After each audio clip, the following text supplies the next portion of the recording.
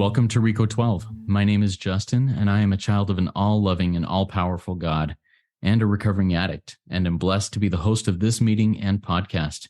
Rico 12 is an organization with the mission of learning and sharing the similarities of addictions of all kinds and gaining and sharing tools and hope from others who are walking this path. We come together from all places, faiths, and backgrounds to gain tools and hope from others who are walking this similar path. Speakers from our past meetings have represented so many fellowships, addictions, and afflictions, and we look forward to continuing to add to the diversity of speakers and backgrounds. Today's speaker for the 174th meeting is Josh W., who will be speaking on his experience, strength, and hope in regards to embracing the process and not just the outcome. We'll get to his talk and the Q&A afterwards here in just a minute. First, for a little bit of business. The Rico 12 family of recovery resources continues to grow and have more and more resources for the addict and the loved ones of those addicted. You should be aware of Rico 12 shares, and if not, go check it out and record a share and hear other shares there. We are also recording 2 more podcasts, the Rico 12 Big Book Roundtable, as well as Rico 12 presents Noodle It Out with Nikki. Both of these will be launching the week of July 24th. And if that's not enough, Rico 12 is adding another regular speaker meeting that will happen every other week, starting July 26th, and will be the launch date of that live speaker meeting. It will record at a time that is more conducive to our European, Asian, and African listeners, and will allow you to more easily attend that live meeting. It starts at 9 a.m. GMT, and it'll be hosted by a past guest speaker of Rico 12, Karen A. in Israel. I'm super excited about all of these resources and more to come. Your donations and subscriptions are making this all possible, as there are costs to build and maintain all of them. On that note, Rico 12 is a self-supporting service, and we appreciate your help in keeping us working our 12th step in this manner. I want to thank a few of our spearheads and donors. Thank you, Marietta, Emma, and Emma Jean for your monthly spearhead support. If others would like to become a spearhead and support Rico 12 in our mission, please consider going to rico12.com/support. That's RECO12.com/support, and make either a one-time donation or become a monthly spearhead donor. We look forward each week and each meeting to receive from the light reflected from our speakers. That light inspires hope, meaning, worth, and growth in us, the listening audience. Now I'll introduce today's guest speaker for today. It's Josh W. Here's a little bit about Josh. Josh is a grateful sex addict working his recovery. He has been sober since June 19th of 2014, a great day. My sobriety date is exactly 1 year later to the day. He found recovery in the synergistic relationship between therapy and the 12 steps, as well as the grace and forgiveness he received from his wife and his God. He started attending SA for 2 years and then was introduced to SAL and has been attending SAL 12-step for over 7 years. As part of his recovery journey, he felt called by God to share his experience, strength, and hope. He did so in group meetings, church, as a sponsor, but felt God's call for more. As a result, he went back to school and left a career of 15 years in pursuit of becoming a clinical mental health counselor, a CMHC. He is now working at the clinic where he started his recovery journey, called Circles of Grace, which is formerly Lifestar in Salt Lake City, Utah. Take it away, Josh. The floor is yours. Yes, thank you, Justin. Excited to be here. I just had a quick thought I wanted to start with on our sobriety date, since we share that. In my recovery efforts in trying to become sober, I always set goals of trying to be sober on like a certain day or holiday or birthday or whatever, and failed countless times on that. And so it just so happened that my wife caught me June 18th, 2014. And that week I had to do a full disclosure, and I hadn't had a act out or slip up since June 19th, 2014. And so I was disappointed that it wasn't on like a special day or event or whatever. And then fast forward years later, now Juneteenth is kind of a national holiday. And so for me, that was just kind of a love note from God.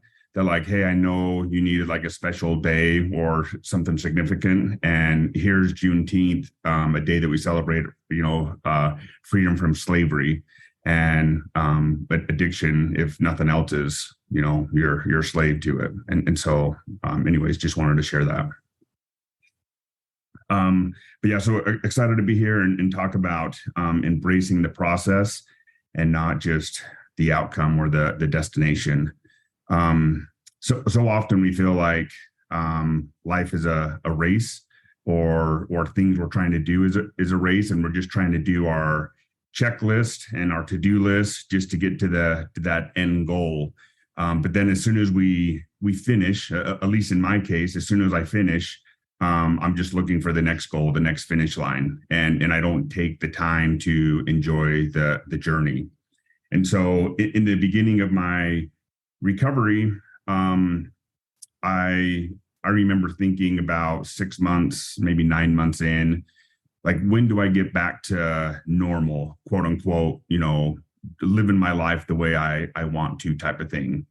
And I had a friend and a therapist both say, do you remember what your life was like 6 to 9 months ago? Like, you were not in a good spot. And I'm like, yeah, that's a good point. I guess I don't want to get back to that life. And so I learned a kind of the goal of recovery for me has been a fundamental change in behavior and attitude.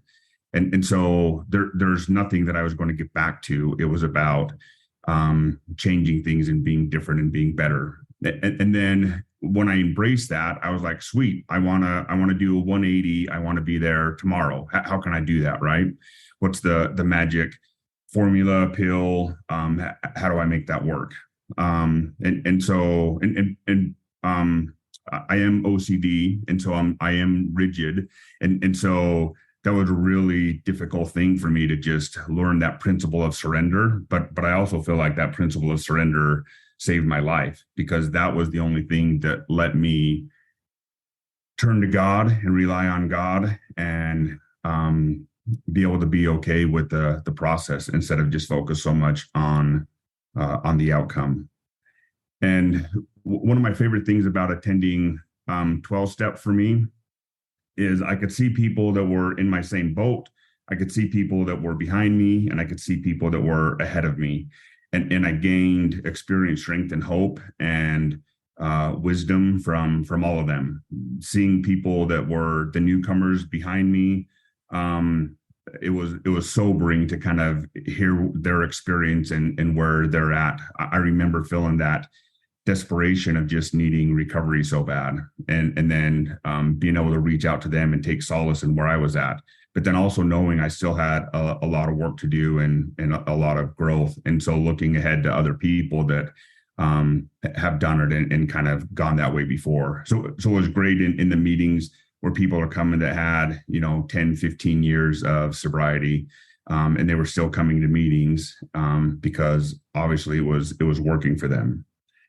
And so, one of the things I want to kind of compare it to is how we can kind of slow down the process, how we can kind of be okay with just enjoying the process. As we say, when we're passing out chips, that we work the program a day at a time. But we do like to celebrate certain milestones. And I think that's key, that we do celebrate the milestones. We do want to celebrate some of the destinations that we have.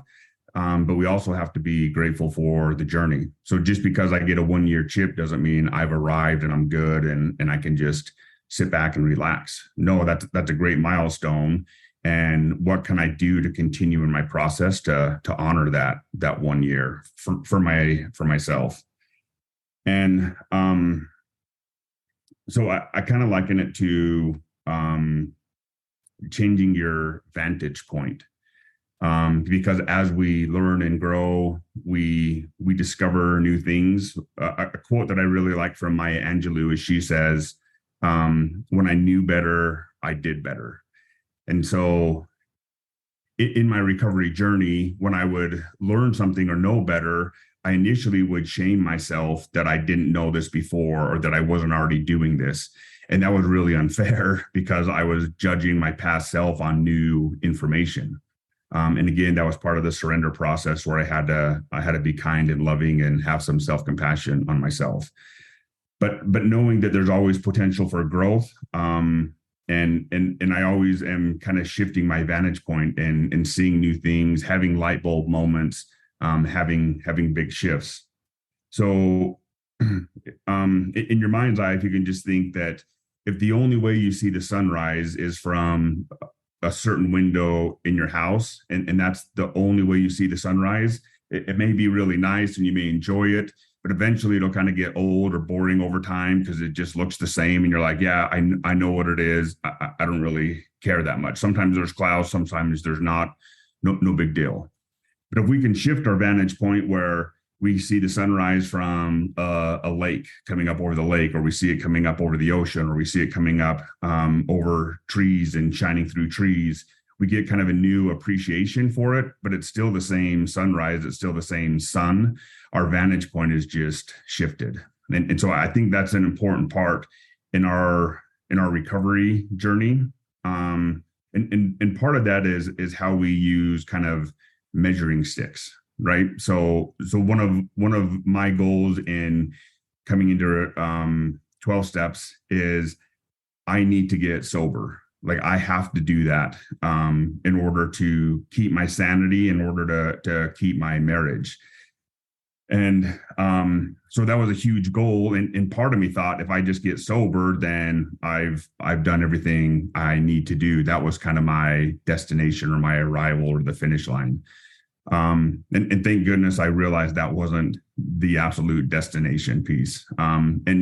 And reading Roy K's story really helped with that, where he had a couple of years of sobriety and he still had a super hard time in his marriage and in his own life. And he realized I'm holding on to these spiritual maladies and these character defects that I have to get rid of in order to really step into recovery and have a new way of life. And so sobriety is a great milestone and a great measuring stick, but I would argue it's not the only one. There's other measuring sticks that we need to take a look at. For example, how is my attitude? How are my behaviors?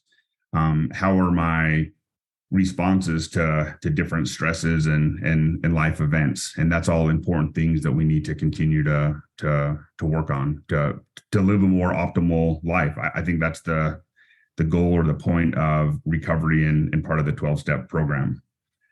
And two things that really shifted for me as I started to learn to embrace the journey and not just focus on the destination is these two vantage points shifted for me. Again, kind of with my OCD, it was kind of all or nothing thinking, which is kind of addict thinking as well, but times 10 with OCD, it makes it a little bit more problematic. I was able to shift my perspective after hearing somebody talk and being able to relate this in my own life. He talked about how at the end of his sentences, he always puts yet on there. So I don't have enough, or I don't have that boat yet, or I don't have the savings yet, or I haven't been to that vacation spot yet. Where before, if you just say, I'm not going to that vacation spot, or I'm not going to have that money, or I'm not going to have that boat, or I'm not going to have recovery, or I'm not going to have sobriety, whatever it may be, that seems pretty finite. And there's not much hope there. But if we just put yet on the end of it, then at least there's some hope. There's a window of possibility. And then the other thing for me too is in my recovery journey, I had a hard time with God. I had a hard time loving myself. I had a hard time loving God or trusting God. And so a big part of my recovery journey was learning to step into God a little bit more. And for me, my viewpoint was kind of the all or nothing thinking, that he was either a weak, pathetic God and he wouldn't remove this defect or this problem for me, and so he must not really care or love me, or he was just a mean, condemning God, and everything I did was wrong, and he would just scold me and yell at me and send me to my room type of feeling. And so I went to a couple men's retreats early on in my recovery, and they were centered on God and kind of looking at God in a different perspective. And so what I learned and what I felt is God is actually neither one of those for me. He's actually a kind, loving God. He's actually a warrior God, that he's fighting for my soul. He's fighting for my heart. I just had to be in a place to see that and accept that. And that was part of my journey, is being able to be open to that and accept that. Resentment was a huge barrier that stuck in the way. And so instead of God doing something to me to make me feel like I was less than or I was being punished, God was doing something for me. So whatever experience I was having, it wasn't to punish me, but it was to help me gain experience and grow and learn. And as difficult as those moments were, if I accepted them as a gift from God instead of a punishment from God, changing that vantage point helped me to embrace the process of trials and difficult times. And now I always pray for other addicts that are still suffering. I pray for a disruption in their life, that they might be disrupted enough that their status quo isn't good enough or it's not working for them, where they have to kind of come and seek help. So the disruptions that I have in my life currently and in the past, and I'll have more in the future, are ways that it helps me turn to God and rely on him and trust him more, rather than being angry or feeling rejected by God like I used to. And one of the great lessons that I learned as well in embracing my process, my journey, is I had somebody pray with me. This was up at that men's retreat. He prayed with me, and in the prayer, he blessed me that I would be able to work my recovery as earnestly as I worked my addiction.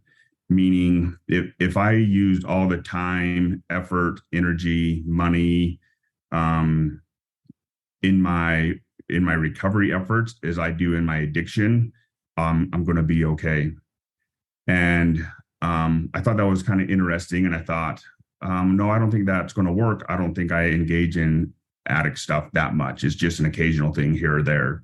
But as I stopped and reflected on that, I realized my addiction efforts were a part-time to maybe a full-time job. And so I said, well, if my recovery is a part-time to a full-time job, then I think I'm probably going to be okay. And so that's when I fully jumped in, and I did individual counseling. I did couples counseling. I did group therapy. I did a 12-step. And fully jumped in, and it was kind of a part-time job, sometimes a full-time job at times. And I knew that was just to help kind of get me past, some of the barriers that I was at. And then maybe some things can kind of, go away. It doesn't have to be as intense. But the funny thing about that recovery process, for me was, because of the change that it had in me, because of the process of me changing and then seeing others changed, gave me huge hope, and it changed my life. And I wanted to share that more and more with other people. And so becoming a sponsor, I was able to do that. And that brought me so much joy and satisfaction. I really enjoyed that. And then, like the intro said, I felt like I was called from God that, hey, you need to do this more. And I said, okay, what does that look like? What do I need to do? And eventually my call was to go back to school and change my job. And so that's been a grateful thing, so I can stay engaged in the recovery process. And so, not everybody has to do that, right? Like, you don't have to do a podcast like Justin is doing. You don't have to change your career for recovery. That's not the only way to do your recovery. But the idea is I need to stay actively engaged in my own recovery process, whatever that looks like. There's something that I have to do on a daily basis. I need to honor where I'm at. by doing that. And I also need to respect those that have forgiven me and loved me along the way by doing that. I feel like that's kind of a gentle obligation or gentle nudge to kind of keep me going. And so just being able to embrace that part of my journey is, yeah, this is a lifelong thing for me. It doesn't mean that there's not always this compulsion, there's not always this pull where you can feel like you can never get out from under it. But I have the tools and the resources now that I can be in a better place. But I also don't feel like I'm going to fully abandon everything that I've learned and grown and appreciated. I have guys that I've talked to. They get some good sobriety and feel pretty good, feel pretty confident, and then they go on a vacation, and then it all blows up in their face. And so when they talk to me, I say, "Did you take a vacation from recovery?" And they're like, "Yes." And I said, "Just because you go on a vacation doesn't mean you can take a vacation from recovery. You still have to engage in that." And so, yeah, we just can't rest on our laurels with that. And so I've appreciated the journey, and it's something that brings me joy. It's something that brings me happiness, and I thoroughly appreciate working steps 10, 11, and 12, basically on a daily basis, sometimes formally, sometimes informally. But just a quick story. Last night, I came home, and my wife was talking to me. It was a long day. In the beginning of the day, I bought some protein powder from a doctor, and it was pretty expensive.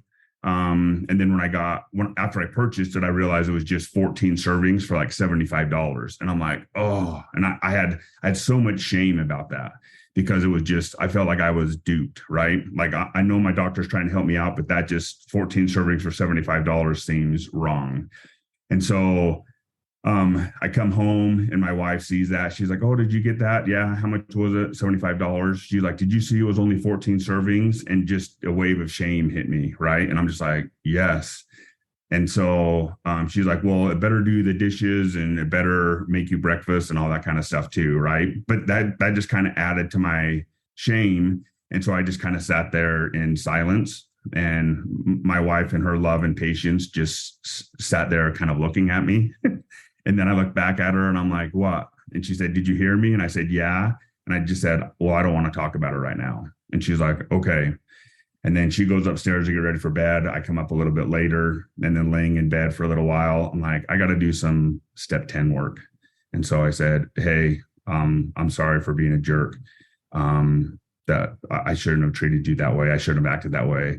I just had a ton of shame come up for me. Just felt kind of stupid for buying that."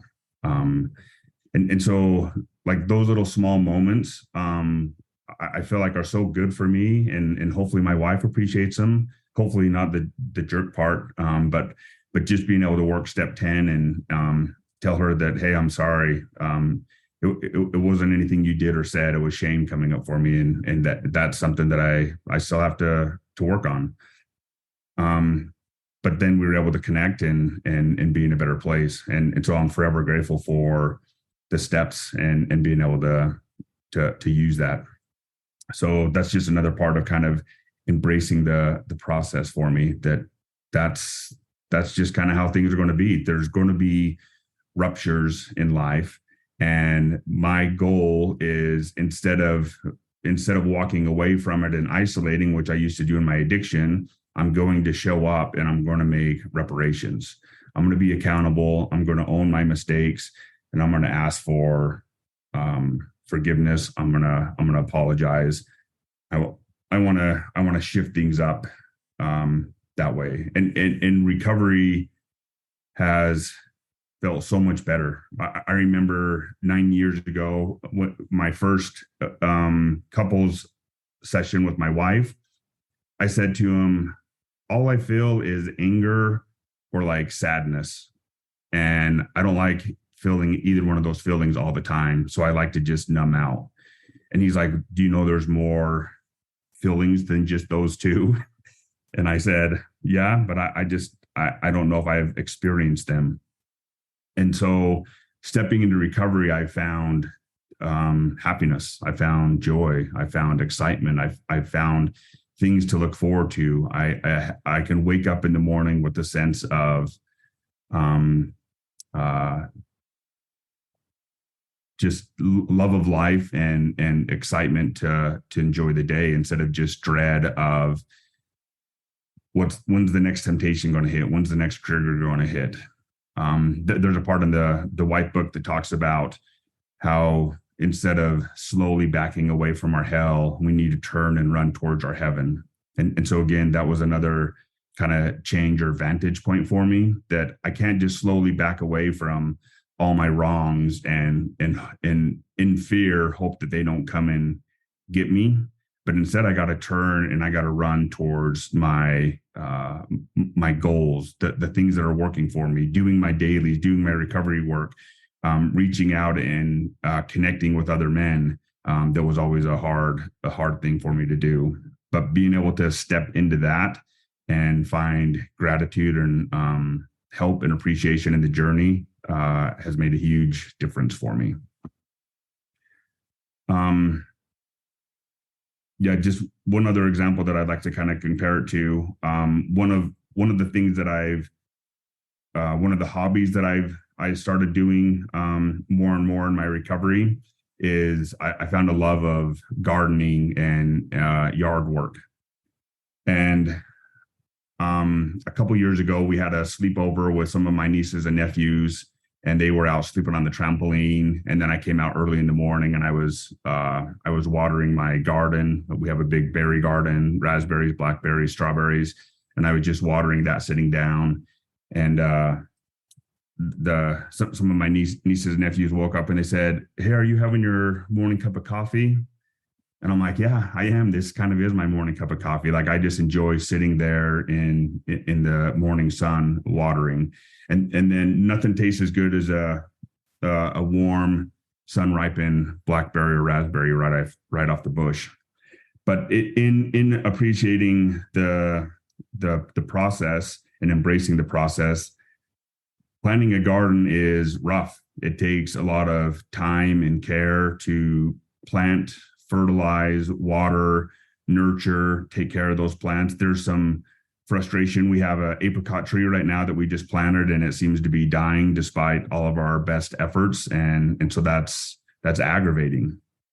But being able to go through the process of planting and watching the plants grow and then produce fruit, it's a long process. It takes time. It takes weeks and months. But being able to enjoy just your own fruits and vegetables that you've produced have been great. And in my recovery process, in my journey, being able to just see some of the fruits of my labor in the sense of how my kids have changed and grown, and how they've I believe they view me differently and love me in a different way, because I don't have a short fuse or short temper like I used to in my addiction. I'm more mellow, I'm more calm, and I don't take a vacation from my recovery when we go on vacation. And so vacations seem to go smoother and better as well. And I'm just grateful every day for the recovery process and enjoying that process to be able to have that change in attitude and relationship with my family and with my God and with myself. And so with that, I'll take another 24. Thank you so much, Josh. Great insights, great experience, strength, and hope. Really appreciate you sharing that with us. A reminder to our live audience, if you have questions for Josh, please type them in the Q&A link at the bottom of the Zoom window. Looks like two speech bubbles over the top of each other. We'll get to those questions as they come in. I've also written down a few questions that we'll get to here. Josh, one of the early on in your share, you shared a quote by Maya Angelou, I believe it was, "When I knew better, I did better." Yeah. That goes along with a concept that I thought that I had come to my mind. I don't know, it's been probably 8 years ago now, that I entitled the know and do principle. When I know something, I need to do something about it, or it won't do me or anybody else any good. What is your experience with putting into action things that you learn? Why is that important to do that in your experience, to actually get the feet moving after the mouth says the words or the brain hears the words? Right. So, so the recovery process, it comes in the body, not just in the mind, right? So part of addiction behaviors, we isolate and we just kind of loop and stay in our own head. And so part of the recovery process is we got to get out of our own head. And so I believe that takes movement and action and kind of feeling it. It's an emotional felt sense in the body. So we can plan and have great goals, but until we take that first step, we don't really feel it or notice it, or it doesn't really change us. And so being able to make those steps, make those efforts, and to start to do is key. And if we're hesitant on it, if we're procrastinating or we're having a hard time with it, then we got to explore what's going on. What's this block? What's impeding me from doing it? Is it a character defect? Is it my shame? What's going on with that, so that we can then know a little more, so that we can step in and do. But yeah, the proof is in the pudding, as they say, right? Like being able to step into that and do it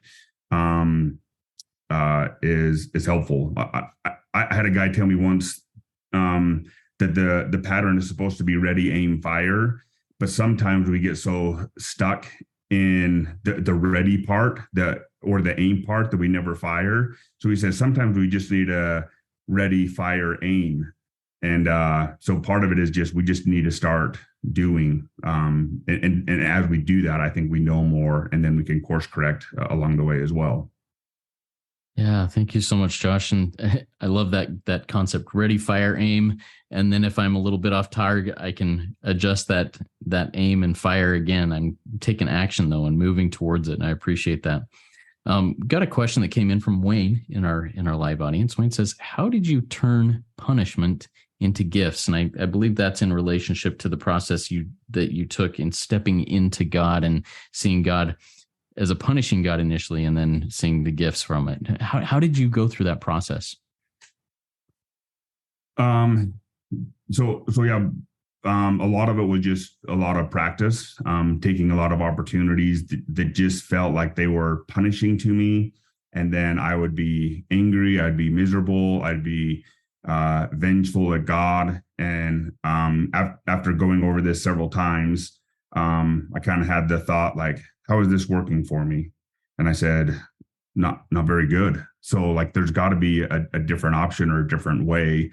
I wish I could just not have any of these problems or not have any of these things happen to me, but that's not going to happen. So what can I do about it? And I felt like I just need to shift my attitude. So how can I embrace these things as a gift?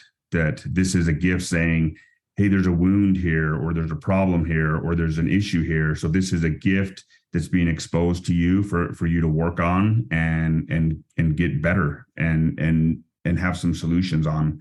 And so that talk that I heard where the guy said, I felt like everything was being done to me, and said he shifted that and said everything was being done for me.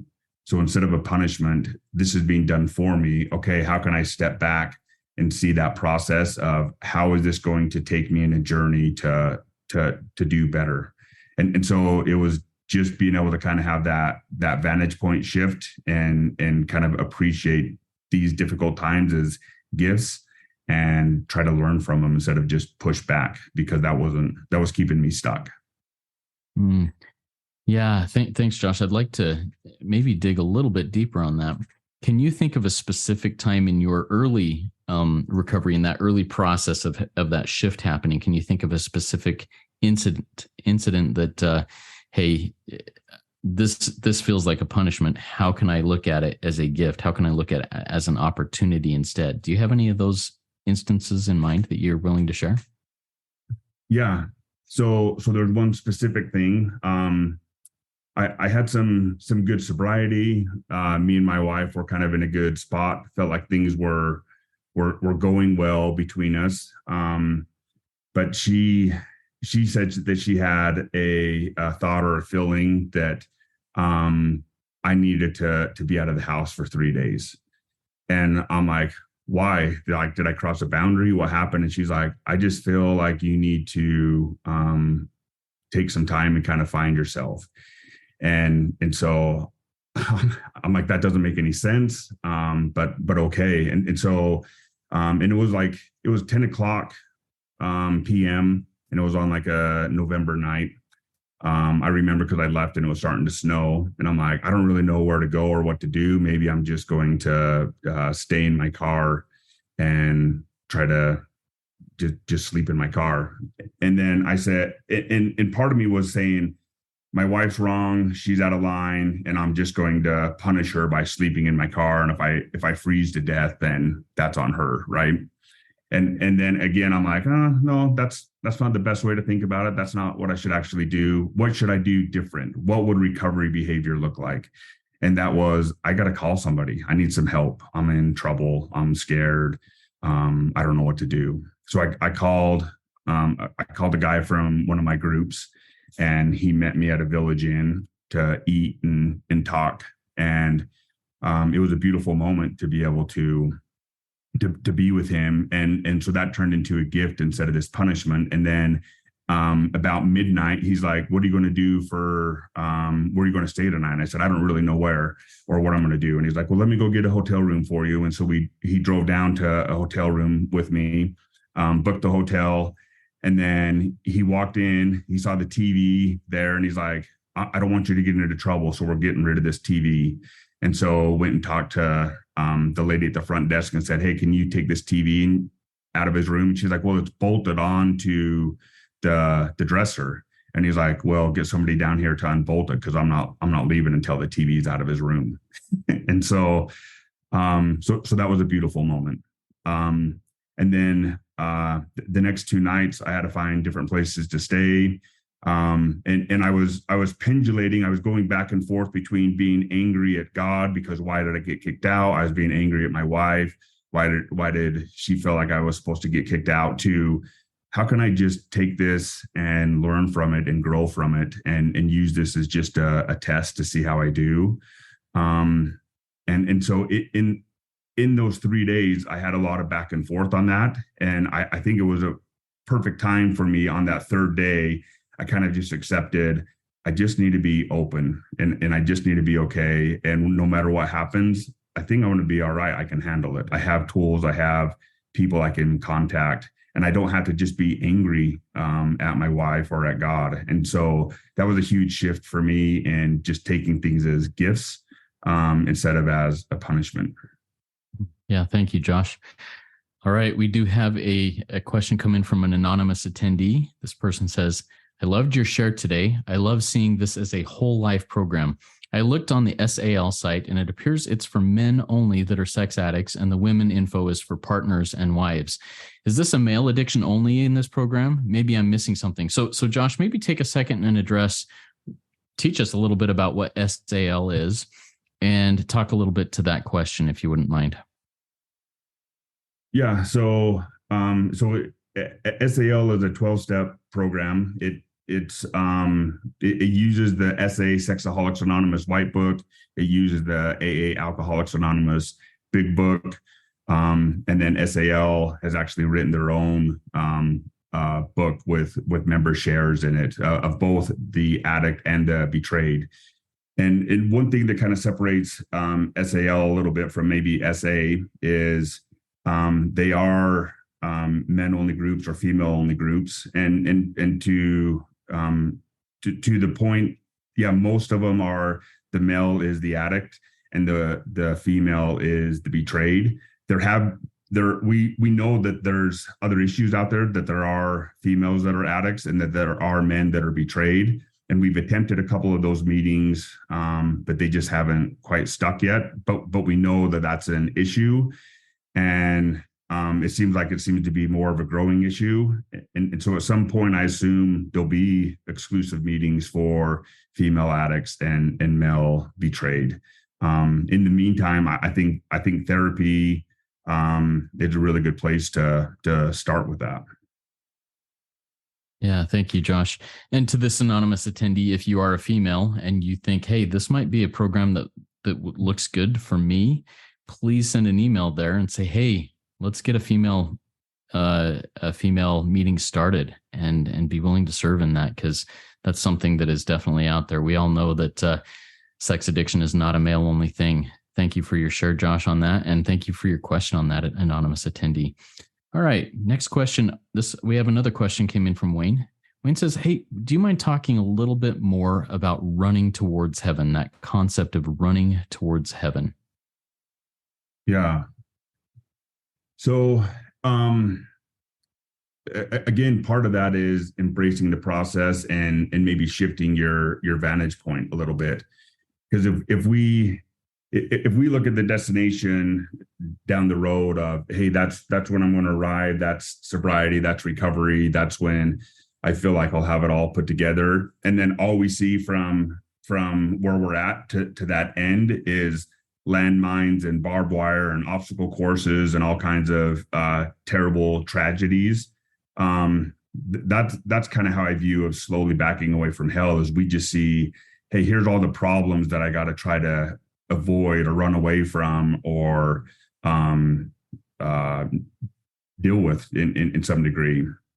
But instead of, we can shift the vantage point and say, hey, what's a path that I can take? How can I go to my destination in a healthy, productive way? Like, yeah, I still have to deal with the landmines. I still have to deal with those things. But instead of being so terrified and worried about them, knowing, hey, I have tools, I have resources, I have people that I can contact. I have maybe an expert that can, get rid of landmines for me, so I don't have to be the only expert or feel like it's all on me. I can call other people in to kind of help me out.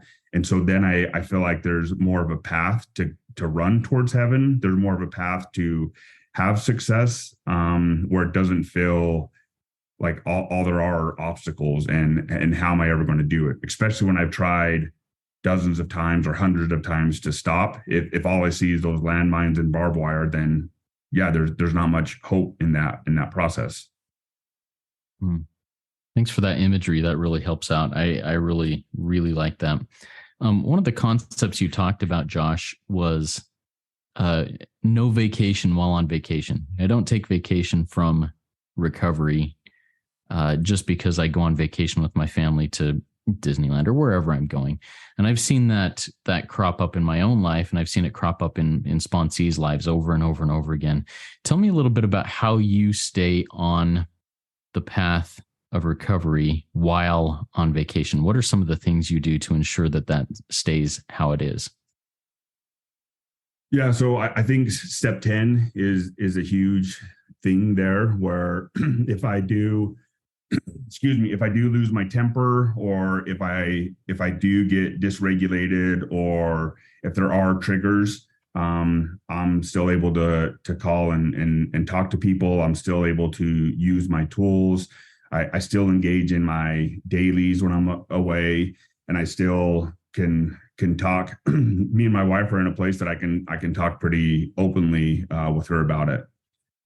So just for another example, we went to Bear Lake about a month ago, and it was the lake's cold right now, and there weren't a whole lot of people there. It was kind of a cloudy day, and so we kind of had a huge section of beach to ourselves, and we were kind of just enjoying it. And then about 3:30 in the afternoon, these two huge vans pulled up and loud music blasting and everything. And they actually pulled up pretty close to us. And I'm like, hey, there's a whole lot of beach over there. You don't need to be that close. But needlessly, they came right there. And then when the van doors opened up, it was a whole bunch of young women, like 25 young women. And so my wife comes over to me, and she just asked me, she says, "Are you okay?" And so part of what she was asking for, are you okay? Are you going to be triggered? Is that going to be a problem? But also what she was asking for too is, am I okay? Like, because these are potential triggers, I want to make sure that you're okay so that I'm okay. And if you can say, yeah, I got this, it's okay, then she doesn't have to go into kind of fight or flight or anxiety about it. Is it going to be a problem? And so I was able to just turn my chair, focus on my kids, and not have that be a distraction. And maybe earlier in my recovery would have had to pack up and leave, but I was in a place that I was okay with that. I didn't have to fear those landmines, so to speak. Yeah, I mean those landmines go off all. Life is a trigger, is what one of my friends says all the time. Right. Life is a trigger. I have to learn how to live in life. All That's right, true. another question from an anonymous attendee. Would you mind going over what your dailies look like? You know, what your morning routine, your daily process looks like. Yeah. So, and there can always be improvements. And so that's part of the fun of enjoying the process, right? Or embracing the process. Um, Early on in my recovery efforts, I had a list of 12 dailies up on my wall. They were written on a 3x5 card, and they were kind of tiered off. I think I had like 3 tiers. So the first two was I had to pray and I had to reach out. So I had to make sure I had to do each of those every single day. And then if I had extra time or if I needed some extra help, I could kind of tap into my other dailies, which were, like attend an extra meeting, read scriptures, engage in being present or active with my kids, physical exercise. So different things like that. So I had this list of dailies that was always present kind of in front of me. And so part of my morning routine, um, uh, is being able to get up, have a prayer to God, and just bless my efforts for the day and help me out with what I need for the day, and being able to just have touch bases with God. And then my wife usually goes to the gym in the morning. And so a lot of it is being with my kids and getting them either ready for school or prep for the day. And then coming into work, I'm able to kind of sit down and either do some journaling, do some recovery reading. Meditation has been really good for me. Listening to some uplifting music has been good for me. So being able to engage in those types of things, and part of it too is doing something different. So part of the addiction is we chase dopamine, and so dopamine wants bigger, better, more, and different. And so a lot of times we just say dopamine is bad, because if we're chasing it in lust or in our addiction, it is. But dopamine can also be beneficial and good. It can be a place of creativity. So if I'm chasing dopamine in a healthy way, I change up my dailies. I do bigger, better, more, and different in a healthy way with my daily. So it gives me something to look forward to, and something that's a change where it's not just this boring daily grind, right? I see the sun rising in the exact same place all the time, but I change the vantage point on that. Yeah, thank you, Josh. All right, I know you've got an appointment here at the top of the hour, so we'll start wrapping up here. Before I go into closing reading and we close out with the step 3 prayer, do you have any other final words of wisdom that you'd like to share with us?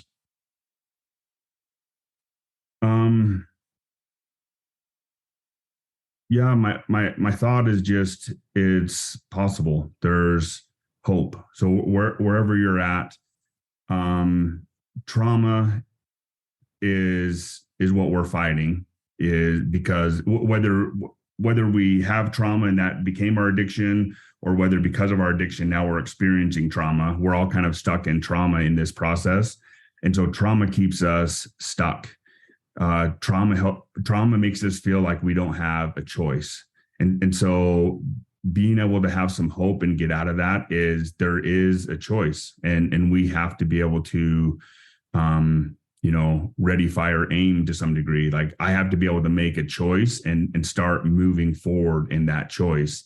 And then if it's the wrong choice, if it's not the right path, I can course correct. But just staying stuck, staying paralyzed is going to keep that trauma increase and is going to keep you stuck in shame. And so just start making some efforts, baby steps. We're looking for, if you read Atomic Habits, he talks about a 1 degree shift. We're not looking to do a 180 because that's not sustainable. We're looking for consistency, not intensity. Yeah, thank you, Josh. Appreciate that. That was a really great Rico 12 weekly speaker meeting. If we didn't get to your question, or if you have other questions, please consider joining our WhatsApp community by sending an email to rico12pod@gmail.com. That's RECO12POD@gmail.com, and join in our community and ask those questions and answer others' questions that may come up. If you are inspired and want to share something of your insights in a 12-step type share, please go to the Rico 12 Shares Speak Pipe link and record your 3 to 4 minute share there. I've put that in the chat a couple times and it will be in the show notes of the meeting. If you have not yet rated and reviewed the podcast in Apple Podcasts, please consider going to do so now. It's a great way to help us work our 12th step and for you to work your 12th step in sharing this message with others. I invite the audience to come back next week when we will have the privilege of hearing from one of Rico 12's favorites, Nikki M, who will be speaking on the topic of See Where Religious People Are Right. And I look forward to hearing from her. As always, I anticipate that she will bring the fire. Now, let's launch off into the rest of our day with the step 3 prayer. Josh, are you able to say that for us? Yeah, I can do that. Let me just get it called up here real quick. You got it. All right. God, I offer myself to thee to build with me and to do with me as thou wilt. Relieve me of the bondage of self, that I may better do thy will. Take away my difficulties, that victory over them may bear witness to those I would help, of thy power, thy love, and thy way of life. May I do thy will always. Awesome. Thank you so much, Josh. Remember, everybody, there's one who has all power. That one is God. May you find God now. Keep coming back.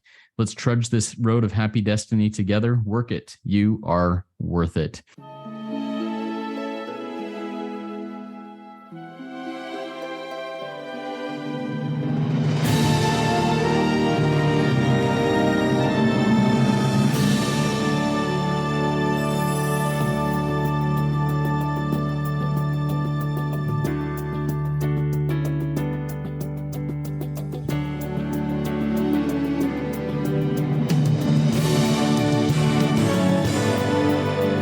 Standing still a moment, carving out this time, reflecting on the landscape of this life of mine. Peaks too high to conquer, streams too wide to cross, troughs too deep to walk through without incurring loss. Yet here I am, still standing tall, despite the rough terrain. One like me survived the storms and walked through wind and rain. Still standing, I will fight the good fight, still searching